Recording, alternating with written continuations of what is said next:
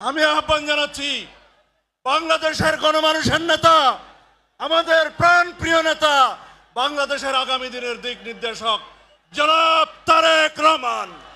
জনাব তারেক রহমান। বিসমিল্লাহির রহমানির রহিম। প্রিয় বাংলাদেশ, উপস্থিত প্রিয় মুরব্বীবর্গ, মঞ্চে উপস্থিত জাতীয় নেতৃবৃন্দ, আমার সামনে উপস্থিত প্রিয় ভাই ও বোনেরা এবং মিডিয়ার মাধ্যমে সমগ্র বাংলাদেশ থেকে যারা দেখছেন এই অনুষ্ঠান, প্রিয় ভাই বোনেরা, প্রিয় মা বোনেরা, আসসালামু আলাইকুম।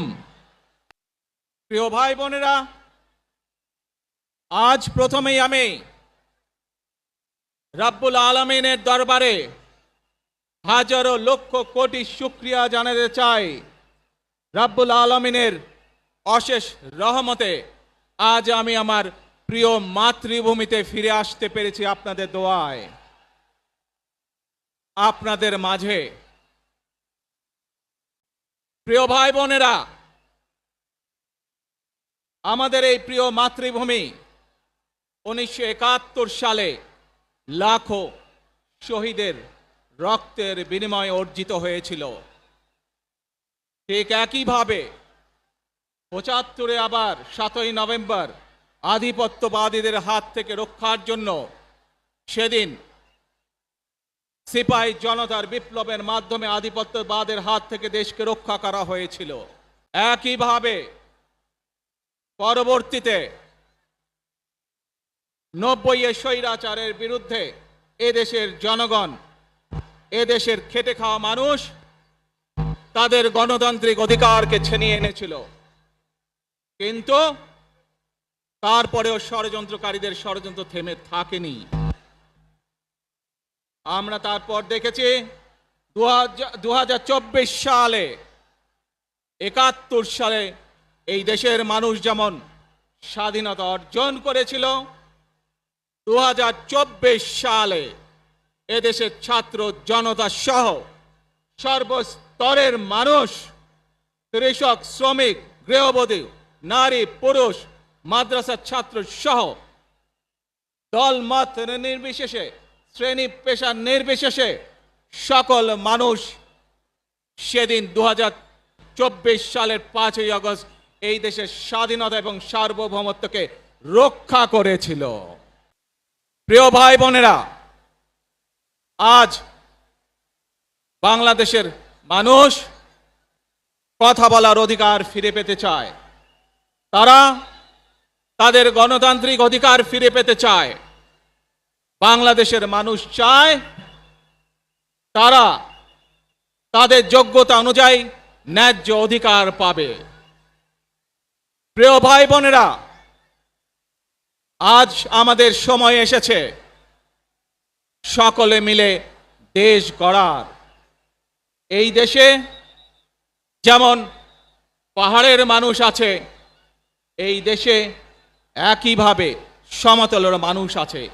এই দেশে মুসলমান, বৌদ্ধ, খ্রিস্টান, হিন্দু সহ বিভিন্ন ধর্মের মানুষ বসবাস করে। আমরা চাই সকলে মিলে এমন একটি বাংলাদেশ গড়ে তুলব আমরা, যেই বাংলাদেশের স্বপ্ন একজন মা দেখেন, অর্থাৎ একটি নিরাপদ বাংলাদেশ আমরা গড়ে তুলতে চাই। যে বাংলাদেশে একজন নারী, একজন পুরুষ, একজন শিশু যেই হোক না কেন নিরাপদে ঘর থেকে বের হলে নিরাপদে ইনশাআল্লাহ ঘরে আবার ফিরে আসতে পারে। প্রিয় ভাই বোনেরা, এই দেশের জনসংখ্যার অর্ধেক নারী, 4 কোটিরও বেশি তরুণ প্রজন্মের সদস্য, 5 কোটির মতন শিশু, 40 লক্ষের মতন প্রতিবন্ধী মানুষ রয়েছেন, কয়েক কোটি কৃষক, শ্রমিক রয়েছেন। এই মানুষগুলোর একটি প্রত্যাশা আছে এই রাষ্ট্রের কাছে, এই মানুষগুলোর একটি আকাঙ্ক্ষা আছে এই দেশের কাছে। আজ আমরা সকলে যদি ঐক্যবদ্ধ হই, আজ আমরা যদি সকলে প্রতিজ্ঞাবদ্ধ হই, তাহলে আমরা এই লক্ষ কোটি মানুষের সেই প্রত্যাশাগুলো পূরণ করতে পারি ইনশাআল্লাহ। প্রিয় ভাই বোনেরা, ৭১ সালে আমাদের শহীদরা নিজের জীবন উৎসর্গ করেছিলেন এই রকম একটি বাংলাদেশ গঠনের জন্য। বিগত 15 বছর স্বৈরাচারের বিরুদ্ধে শত শত হাজারো গুম খুনের শিকার হয়েছে শুধু রাজনৈতিক দলের সদস্য নয়, নিরীহ মানুষের প্রতিবাদ করতে গিয়ে অত্যাচার নির্যাতনের শিকার হয়েছে, জীবন দিয়েছে। 2024 সাল মাত্র সেদিনের ঘটনা। কিভাবে আমরা দেখেছি আমাদের তরুণ প্রজন্মের সদস্যরা কিভাবে নিজের জীবন উৎসর্গ করেছে দেশের এই স্বাধীনতা এবং সার্বভৌমত্বকে রক্ষা করার জন্য। প্রিয় ভাই বোনেরা, কয়েকদিন আগে এই বাংলাদেশের 24-এর আন্দোলনের এক সাহসী প্রজন্মের এক সাহসী সদস্য ওসমান হাদিকে হত্যা করা হয়েছে। ওসমান হাদি শহীদ হয়েছে। প্রিয় ভাই বোনেরা, ওসমান হাদি চেয়েছিল এই দেশের মানুষের জন্য গণতন্ত্র প্রতিষ্ঠিত হোক, এই দেশের মানুষের গণতান্ত্রিক অধিকার প্রতিষ্ঠিত হোক, এই দেশের মানুষ তাদের গণতান্ত্রিক এবং অর্থনৈতিক অধিকার ফিরে পাক।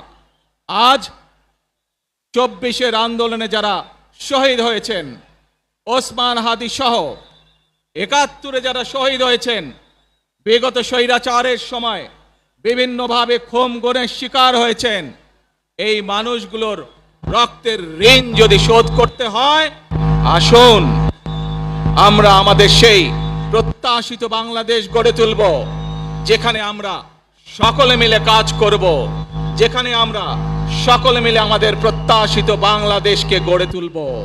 প্রিয় ভাই বোনেরা, বিভিন্ন আধিপত্যবাদ শক্তির গুপ্তচরেরা বিভিন্নভাবে ষড়যন্ত্রে এখন লিপ্ত রয়েছে। আমাদেরকে ধৈর্যশীল হতে হবে, আমাদেরকে ধৈর্য ধারণ করতে হবে। বিশেষ করে তরুণ প্রজন্মের যে সদস্যরা আছেন, আপনারাই আগামী দিন দেশকে নেতৃত্ব দিবেন, দেশকে গড়ে তুলবেন। এই দায়িত্ব তরুণ প্রজন্মের সদস্যদেরকে আজ গ্রহণ করতে হবে, যাতে করে এই দেশকে আমরা সুন্দরভাবে গড়ে তুলতে পারি। শক্ত ভিত্তির উপরে গণতান্ত্রিক ভিত্তি, শক্তিশালী অর্থনৈতিক ভিত্তির উপরে যাতে এই দেশকে আমরা গড়ে তুলতে পারি। প্রিয় ভাই বোনেরা, আমার সাথে আজকে মঞ্চে এখানে বহু জাতীয় নেতৃবৃন্দ বসে আছেন। আসুন আজকে আমরা দুহাত তুলে আল্লাহর দরবারে দোয়া করে আল্লাহর রহমত আমরা চাই। যে সকল জাতীয় নেতৃবৃন্দ এই মঞ্চে আছেন, মঞ্চের বাইরে যে সকল জাতীয় আরো নেতৃবৃন্দ আছেন, আমরা সকলে মিলে এই দেশকে নেতৃত্ব দিয়ে আমাদের বাংলাদেশের জনগণের প্রত্যাশিত সেই বাংলাদেশকে আমরা গড়ে তুলতে চাই। আমাদেরকে যে কোনো মূল্যে আমাদেরকে এই দেশের শান্তি শৃঙ্খলা রক্ষা করতে হবে। যে কোনো উস্কানির মুখে আমাদেরকে ধীর শান্ত থাকতে হবে। প্রিয় ভাই বোনেরা, আমরা দেশের শান্তি চাই, আমরা দেশের শান্তি চাই, আমরা দেশের শান্তি চাই। প্রিয় ভাই বোনেরা, মার্টিন লুথার কিং নাম শুনেছেন না আপনারা? নাম শুনেছেন তো আপনারা? মার্টিন লুথার কিং, তার একটি বিখ্যাত ডায়লগ আছে, আই হ্যাভ এ ড্রিম। আজ এই বাংলাদেশের মাটিতে দাঁড়িয়ে আপনাদের সকলের সামনে আমি বলতে চাই, বাংলাদেশ জাতীয়তাবাদী দলের একজন সদস্য হিসাবে আপনাদের সামনে আমি বলতে চাই, I have a plan for the people of my country, for my country. আজ এই পরিকল্পনা দেশের মানুষের স্বার্থে, দেশের উন্নয়নের জন্য, দেশের মানুষের ভাগ্যের পরিবর্তনের জন্য যদি সেই প্ল্যান, সেই কার্যক্রম, সেই পরিকল্পনাকে বাস্তবায়ন করতে হয়, প্রিয় ভাই বোনেরা, এই জনসমুদ্রে যত মানুষ উপস্থিত আছেন, এই সারা বাংলাদেশে গণতন্ত্রের শক্তি যত মানুষ উপস্থিত আছেন, প্রত্যেকটি মানুষের সহযোগিতা আমার লাগবে। প্রত্যেকটি মানুষের সহযোগিতা আমাদের লাগবে। আপনারা যদি আমাদের পাশে থাকেন, আপনারা যদি আমাদেরকে সহযোগিতা করেন, ইনশাআল্লাহ আমরা আই হ্যাভ এ প্ল্যান বাস্তবায়ন করতে সক্ষম হব। আসুন আমরা আল্লাহ রব্বুল আলামিনের দরবারে হাত তুলে প্রার্থনা করি, আমরা যেন, হে রব্বুল আলামিন, হে একমাত্র মালিক, হে একমাত্র পরওয়ারদিগার, হে একমাত্র রহমত দানকারী, হে একমাত্র সাহায্যকারী, আজ আপনি যদি আমাদেরকে রহমত দেন, তাহলে আমরা এই দেশের মানুষ কঠোর পরিশ্রম করার মাধ্যমে আমাদের প্রত্যাশিত বাংলাদেশকে গড়ে তুলতে পারবো। আজ যদি আল্লাহর রহমত এই দেশ এবং এই দেশের মানুষের পক্ষে থাকে, আল্লাহর সাহায্য, আল্লাহর দয়া এই দেশের মানুষের উপরে, এই দেশের উপরে থাকে, ইনশাআল্লাহ আমরা আমাদের প্রত্যাশিত বাংলাদেশ গড়ে তুলতে সক্ষম হব। প্রিয় ভাই বোনেরা, আজ আসুন আমরা সকলে মিলে